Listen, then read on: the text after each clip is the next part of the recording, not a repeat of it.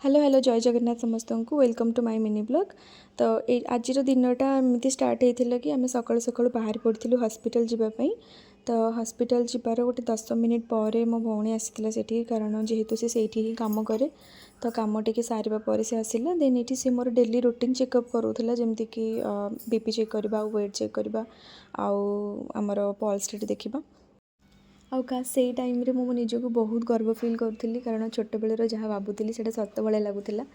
एमती लगुला कि हॉस्पिटल रे आम एका ना आदि से जड़े आउ कि निजर था से फिलिंग तो पूरा अलग ये मो मन दुख ये कि कारण बेबीर जो ग्रोथ स्कान होता से मत देखले मुझे जानी कौन देखले मे भी बिजी थे कि कौन तापर हॉस्पिटल काम सरू सरू 4टा पाखापाखि हो जाता। तो किसी खावाई इच्छा नाला ये आम नॉर्मल खाଇବା ही खाइलु मत दही पखाड़ खायापी इच्छा था तो मुझे ही खाई तापर आम आसवा किसी जिनस सपिंग भी करूँ जोटा कि वीडियो बनाने भूली जाइए कारण मत बहुत निद लगुला तो मुझे ही शोपड़ी। देन टाटा मोटर्स किसी काम था 2 जन जाक से जाइलु से कम सारिकी फेरिलु पाखापाखि 8टा हो जाता कम सरला बेलू आपण आगक आगक वीडियो देखु जापर आम कौन जाइलु।